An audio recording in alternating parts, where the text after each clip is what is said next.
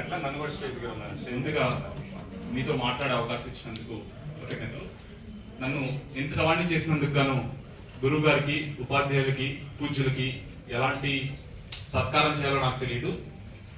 అందుకు నేను కేవలం ఆయన పాదవందనం మాత్రమే చేయగలను.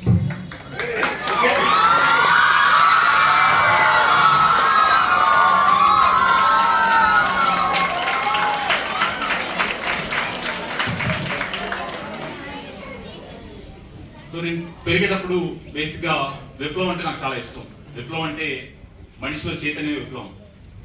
ఆ విప్లవాన్ని కరెక్ట్ డైరెక్షన్ లో పెట్టగలిగితే, ఆ చైతన్యాన్ని కరెక్ట్ డైరెక్షన్ లో పెట్టగలిగితే ఓ మనిషి ఎంత ఎత్తైనా ఎదుగుతాడని చెప్పింది గురుగారు మాత్రమే. సో నాలో ఉన్న ఆవేశాన్ని, ఆలోచనని సక్రమైన దారిలోకి తీసుకెళ్ళడానికి గురువు చాలా అవసరం. మన చిన్నప్పటి నుంచి ఎదిగే ప్రతి సందర్భంలో గురువు ఉంటాడు మనకి. నా మీద ఇంత ఇంపాక్ట్ ఇచ్చారు కాబట్టి నేను ఈ స్కూల్ని 20 సంవత్సరాలైనా మర్చిపోలేదు. ఇక్కడ చాలా మంది పుస్తకాలను చదువుతున్నారేమో, కానీ పుస్తకాల్లో నేను చదివినో ఇక్కడ నేర్చుకున్నాను. సో మీకు ప్రోబ్స్ అన్ని రాస్తారు కదా, ఎంతమంది గుర్తున్నాయో తెలియదు, కానీ 20 years బ్యాక్ నేర్చుకున్నాను ఒక probe. Do everything as someone was watching you.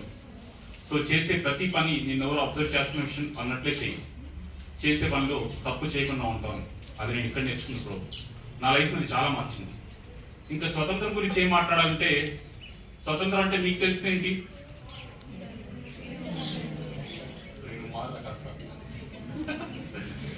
స్వతంత్రం అంటే మన ఆలోచనలు మనకు తగ్గట్టుగా తీసుకునేంత స్వేచ్ఛ ఉంటునే స్వతంత్రం. సో సిరివెన్నెల గారు చెప్పినట్టు, సురాజ్యం అవలేని స్వరాజ్యం ఎందుకని, సుఖాన అనలేని వికాసం ఎందుకని. ఇవాళ నిబద్ధత లేని స్వతంత్రం అనుకుంది.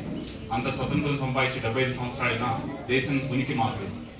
ఇక్కడ పుంకాల భాషలు ఉన్నాయి, జాతిమత వైషమ్యాలు ఉన్నాయి, కులమతాల మధ్య గొడవలు ఉన్నాయి, కానీ అందరి మధ్య ఔన్నత్యం కూడా అంతే ఉంది.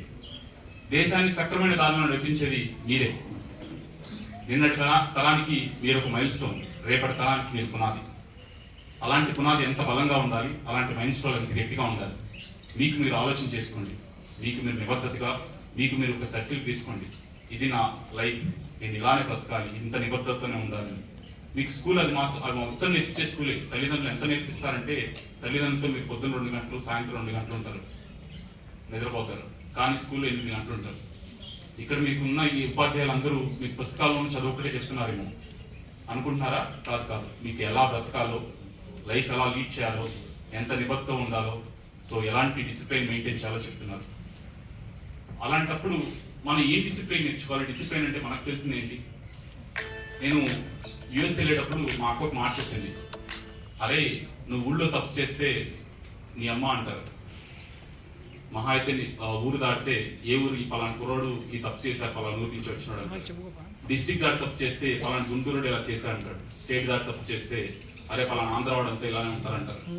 అదే దేశం దాటినప్పుడు నిన్నుగా ఎవరు గుర్తించరు, నీ పేరు ఎవరికి తెలియదు. పలానా భారతీయుడు, పలానా ఇండియన్ ఈ తప్పు చేశా అంటాడు. So don't make your self cheap. Never ever do that. ఎప్పుడైనా చీప్గా ఆలోచించే పరిస్థితి వచ్చినా, చీప్గా ఒక పని చేసే పరిస్థితి వచ్చినా, this is not me, I'm not design for this అని మీకు మీరు చెప్పుకోండి. చీప్ అంటే డబ్బులకు సంబంధించింది కాదండి, క్యారెక్టర్ సంబంధించింది. ప్రతిరోజు మీ క్యారెక్టర్ మీరు అనలైజ్ చేసుకోండి. నేను కరెక్ట్గా ఉన్నానా లేదా, నేను చేసే పనిలో నిబద్ధత ఉందా లేదా, నేను కరెక్ట్గా నేను ఇచ్చుకున్న ప్రామిస్ నేను నిలబడుతున్నానా లేదా. నేను 4th క్లాస్ చదివేటప్పుడు నాకు ఒక టీచర్ ఒక ఎయిమ్ ఇచ్చారు. I was so fascinated about Bhagat Singh.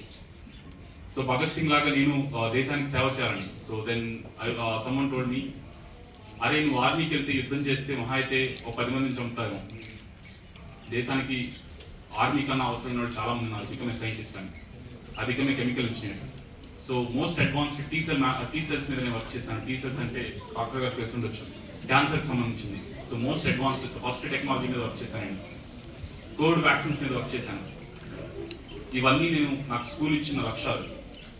So మీ స్కూల్లో మీరు టీచర్ కొట్టారనో, కొట్టే హక్కు టీచర్ మాత్రమే ఉంటుంది తల్లిదండ్రుల తర్వాత. సో లర్న్ ఎవ్రీథింగ్ గుడ్, ప్రతిదీ నిబద్ధతతో నేర్చుకోండి. ఇంకోటి ఏం చెప్పాలనుకుంటున్నానంటే, మీరు చాలా మంది ఇక్కడ ఎగ్జామ్స్కి ఆన్సర్ రాస్తారు, క్వశ్చన్కి ఆన్సర్ రాస్తారు. విద్య అంటే ఏందో తెలియనప్పుడు మన క్వశ్చన్కి రాసే ఆన్సరే కనిపిస్తుంది. విద్య అంటే ఏందో తెలిసినప్పుడు దాని వెనకాల ఆంతర్యం తెలుస్తుంది. జీవితం మొత్తం ప్రశ్నకి సమాధానం చెప్పటమే జీవితం అంతా నడుస్తూ ఉంటుంది. మనం ఎంత పెద్ద ప్రశ్నకి సమాధానం చెప్పగలిగితే అంత పెద్ద సొల్యూషన్ కనుక్కుంటాం. ఇవాళ చాలా మంది ఏం చేస్తున్నారంటే చదువులు అయిపోగానే తల్లిదండ్రులు వదిలేసి, అందులో నేను ఒకనేనండి, తల్లిదండ్రులు వదిలేసి పుట్టిన ఊరిని వదిలేసి వెళ్ళిపోతున్నారు. పల్లెటూర్లకి వెళ్ళి చూస్తే పల్లెటూర్లు చూసిన ప్రతిసారి నాకు బాధేస్తుంది. ఊళ్ళో తల్లిదండ్రులు వదిలేసి వెళ్ళిపోతున్నాం, శ్మశానానికి దగ్గరగా ఉంటారనిపిస్తున్నాం. ముసలివాళ్ళు అయిపోయిన వాళ్ళని ఊళ్ళో వదిలేసి వెళ్ళిపోతున్నాం అంటే ఇంకా నెక్స్ట్ ఉత్తరానికి పంపించడమే కదా, ఏమీ లేదు కదా అన్నట్టు అనిపిస్తుంది. మన ఊరిని బాగు చేసుకోలేని చదువు ఎందుకు మనకి? మన తల్లిదండ్రుల పనుని సులువు చేయలేని చదువు ఎందుకు? ఇవాళ మీ చుట్టూ చూస్తే ప్రతిదీ మ్యానుఫ్యాక్చర్డ్, ప్రతిదీ కొన్నది. మీరు వేసుకున్న చొక్కా నుంచి, మీరు పెట్టుకున్న క్యాప్ నుంచి, మీరు వేసుకున్న టై దగ్గర నుంచి ప్రతిదీ manufactured by someone. Don't be the labour to manufactured, be the entrepreneur to design it and develop. అలాంటిది ఎప్పుడు వస్తుందంటే మీరు పెద్ద క్వశ్చన్ చూస్ చేసుకుని పెద్ద స్మాలెస్ట్ కాన్సెప్ట్ ఫైండ్ అవుట్ చేస్తాం. మనకు తెలియంది చాలా ఉంది, మనం తెలుసుకోవాల్సింది కూడా చాలా ఉంది. మీరు చూస్ చేసుకునే క్వశ్చన్ జాగ్రత్తగా చూస్ చేసుకోండి. నేను ఏ క్వశ్చన్ అడ్రస్ చేయబోతున్నాను, ఏ క్వశ్చన్ ఆన్సర్ చేయబోతున్నాను, దానికి తగ్గట్టు మీ లైఫ్ని డిజైన్ చేసుకోండి. ఎంత పెద్ద క్వశ్చన్కి ఆన్సర్ చేస్తే మీరు అంత పెద్ద పొజిషన్లో ఉంటారు. ఇక్కడ ఉన్న మన అందరం చాలా మిడిల్ క్లాస్ నుంచి వచ్చిన వాళ్ళమే. టు బి ఫ్రాంక్లీ స్పీకింగ్, మా నాన్న వ్యవసాయం మానేసి ఇంటర్ వచ్చినప్పుడు ఒక వాచ్మెన్గా చేశారు. అక్కడి నుంచి నేను ఇవాళ 3 కంపెనీలో పోలండి. నా యాన్యువల్ టర్న్ ఓవర్ 40 కోట్లు దాకా.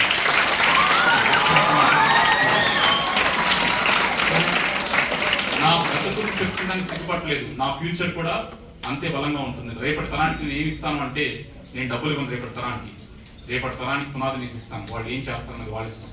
మీరు కూడా అంతే, రేపటి తరం కోసం పునాది వేయండి. డబ్బులు శాశ్వతం కాదు, మీరు వేసే పునాది మట్టి బలంగా ఉండాలి. మీరు తీసుకునే నాలెడ్జ్ ఇవ్వాలి, మీలో జ్ఞానాన్ని ఇవ్వాలి, మీలో ఉన్న చైతన్యాన్ని మీ ఫ్యూచర్ జనరేషన్స్కి ఇవ్వండి. Don't spoil the environment. డబ్బుల కోసం మన సృష్టి, మన చుట్టూ ఉన్న దాన్ని మార్చుకోవద్దు. It's not permanent, it's only single paper. So నేచర్ని అన్నిటినీ రెస్పెక్ట్ చేస్తూ మీ లక్ష్యాలను మీరు కరెక్ట్గా పెట్టుకొని రేపటి కోసం పనిచేయండి, రేపటి తరాలకి స్ఫూర్తిదాయకంగా పనిచేయండి. Thank you so much sir. Thank you so much for doing this.